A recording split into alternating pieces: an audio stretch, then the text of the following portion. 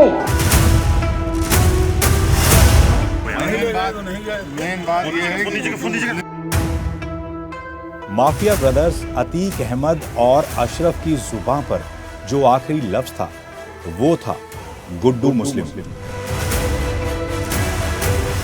Mafia series में आज कहानी इसी गुड्डू मुस्लिम की, जिसका जिक्र तो आपने कई बार सुना होगा, लेकिन उसके कारनामों को जान लेंगे तो आपके होश फाख्ता हो जाएंगे।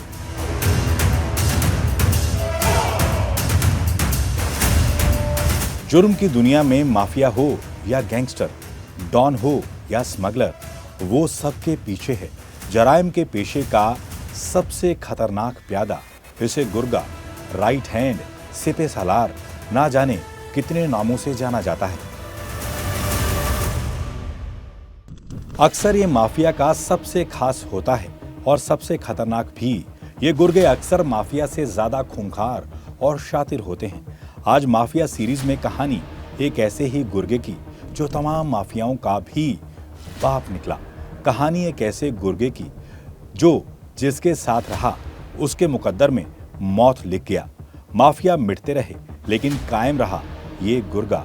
आज जिसकी तलाश में यूपी पुलिस एसटीएफ दिन रात एक किए हुए है, वो गुर्गा जिसके बॉस मरते रहे लेकिन हर बार वो बच निकला। आज माफिया सीरीज में बात गुर्गों की दुनिया के सबसे खौफनाक चेहरे गुड्डू मुस्लिम की। प्रयागराज में जन्मे गुड्डू मुस्लिम को जराइम की दुनिया बचपन से ही भाने लगी थी। उसका परिवार तो तब के इलाहाबाद के चकिया इलाके में मुर्गियों के धंधे में था, लेकिन गुड्डू को तो इंसानों पर छुरियां चलाने का शौक था। गुड्डू के लिए लूटपाट, रंगदारी बचपन का खेल था। छोटे मोटे अपराधों से उसके घर वाले तंग हो गए थे तो गुड्डू को पढ़ने के लिए भी लखनऊ भेज दिया गया। लेकिन लखनऊ तो गुड्डू के गुर्गा बनने का ट्रेनिंग सेंटर बन गया। यहाँ वो पूर्वांचल के बाहुबलियों अभय सिंह और धनंजय सिंह के करीब आया। गुड्डू की फितरत में गुर्गा बनना था। इसका खामियाजा भी गुड्डू ने भुगता। 1997 में पहली बार गिरफ्तार हुआ। जुर्म था अपने स्कूल के गेम टीचर के मर्डर का। धनंजय और राजा भार्गव भी इस मर्डर में आरोपी थे, लेकिन कोर्ट ने सबूतों की कमी के कारण तीनों को बरी कर दिया। अब गुड्डू जानता था कि जुर्म की दुनिया में टिकने के लिए उसे किसी बड़े माफिया का साथ चाहिए होगा, लेकिन गुड्डू जिसका भी गुर्गा बना उसका ही गेम ओवर होता रहा। सबसे पहले गुड्डू फैजाबाद के हिस्ट्री शीटर सत्येंद्र सिंह का गुर्गा बना, लेकिन इस सत्येंद्र सिंह का जैसा खात्मा हुआ और उसमें गुड्डू ने जो किरदार अदा किया वो आज भी सवालों के घेरे में है। वहीं से गुड्डू की दगाबाजी की पहले सबूतों की भी शिनाख्त की जा सकती है। यह साल था 1997 का, जब यूपी के डॉन श्री प्रकाश शुक्ला ने सरेआम AK-47 से सत्येंद्र सिंह को भून दिया था। गुड्डू को जानने वाले तो ये भी कहते हैं कि उसी ने सत्येंद्र की मुखबरी की थी। जब सत्येंद्र सिंह पर श्री प्रकाश शुक्ला दनादन गोलियां बरसा रहा था, उससे 100 मीटर पीछे ही गुड्डू मुस्लिम संतोष नाम के शख्स के साथ गाड़ी में बैठा हुआ था। सत्येंद्र सिंह के खात्मे के बाद गुड्डू ने अपनी गाड़ी मोड़ी और फरार हो गया। गुड्डू का ना तो ये पहला धोखा था ना ही आखिरी। जिस संतोष के साथ सत्येंद्र सिंह के शूट आउट के वक्त गुड्डू गाड़ी में बैठा हुआ था, कुछ दिनों बाद उसे भी गुड्डू ने कोल्ड ड्रिंक में जहर देकर मार दिया। इसके बाद गुड्डू मुस्लिम उसी श्री प्रकाश शुक्ला के लिए काम करने लगा जिसने उसके बॉस को मारा था। माफियाओं की फैक्ट्री रहे पूर्वांचल से निकला श्री प्रकाश शुक्ला बहुत तेजी से यूपी का डॉन नंबर 1 बन चुका था। गुड्डू मुस्लिम इसी शुक्ला को अपना गुरु मानता था। लेकिन जब डॉन श्री प्रकाश शुक्ला ने उस वक्त मुख्यमंत्री रहे कल्याण सिंह की सुपारी ले ली, तब यूपी एसटीएफ ने बड़ी मुश्किलों से 1998 में श्री प्रकाश को गाजियाबाद में इनकाउंटर में मार गिराया। माफिया मरते रहे लेकिन गुर्गा गैंग बदलता रहा। श्री प्रकाश शुक्ला के इनकाउंटर के बाद गुड्डू मुस्लिम गोरखपुर के ही माफिया परवेज टांडा के लिए काम करने लगा। आईएसआई के लिए काम करने वाले परवेज के लिए गुड्डू ने बम बनाना सीखा। यहीं से उसका नया नाम बमबाज गुड्डू मुस्लिम पड़ा। गुड्डू का निशाना भी अचूक था। परवेज नहीं, गुड्डू की मुलाकात बिहार के कई माफियाओं से कराई। गुड्डू का नेटवर्क कई राज्यों में फैलने लगा। हर माफिया गुड्डू को अपने गैंग में शामिल करना चाहता था।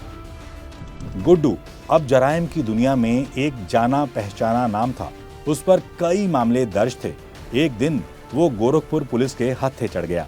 2001 में पटना से गुड्डू मुस्लिम गिरफ्तार तो हो गया, लेकिन उसके नए आका अतीक अहमद ने गुड्डू की जमानत करवा दी। अतीक का ये एहसान गुड्डू ने उसका गुर्गा बनकर चुकाया। अतीक भी जानता था कि खतरनाक गुड्डू मुस्लिम उसकी गैंग के लिए कितना कारगर हो सकता है, लेकिन अतीक अहमद को शायद गुड्डू की हिस्ट्री नहीं पता थी। गुड्डू बहुत जल्द अतीक अहमद का सबसे खास गुर्गा बन चुका था। अतीक जब जेल में था तो गुड्डू मुस्लिम उसके गैंग को सरगना की तरह चला रहा था।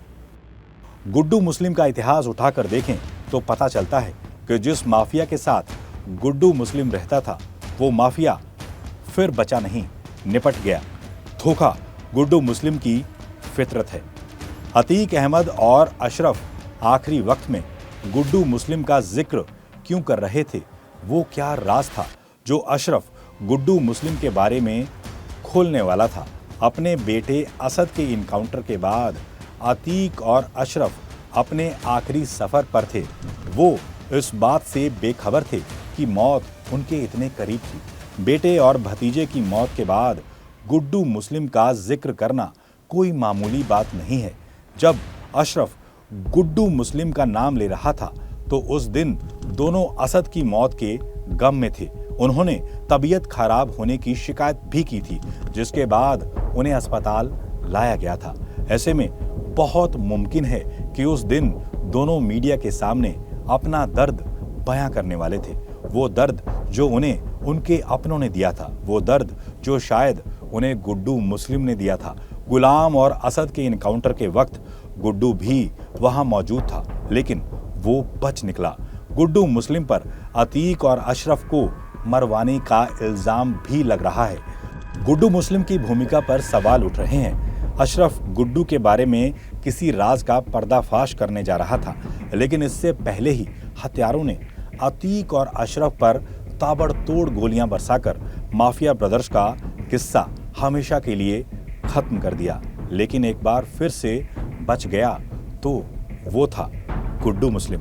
गुड्डू मुस्लिम ने हमेशा की तरह क्या अपने आका अतीक को भी धोखा दिया? इस शक के पीछे की वजहों से इनकार करना आसान नहीं है। जब प्रयागराज के धूमनगंज में अतीक अहमद से पुलिस ने पूछा था कि उसके गुर्गे गुड्डू मुस्लिम और गुलाम असद के साथ उमेश के यहाँ कैसे पहुँच गए, तो अतीक ने कहा था कि उसे ये नहीं पता और हो सकता है कि गुड्डू और गुलाम का पर्सनल मामला हो। उमेश पाल से गुड्डू और गुलाम का कोई झगड़ा हो। अतीक उमेश पाल मर्डर का इल्जाम गुड्डू पर डालने की फिराक में था, लेकिन खतरनाक और धोखेबाज गुर्गा गुड्डू तो किसी दूसरी ही साजिश को अंजाम तक पहुंचाने में लगा था। गुड्डू मुस्लिम को जानने वाले तो दावे के साथ कहते हैं कि अतीक अशरफ के खात्मे के पीछे गुड्डू मुस्लिम का ही हाथ हो सकता है। गुड्डू मुस्लिम के किरदारों में हजारों तहें हैं। उसकी कहानी में कई मोड़ हैं जो धोखे और जुर्म की गली में एक साथ मुड़ते हैं।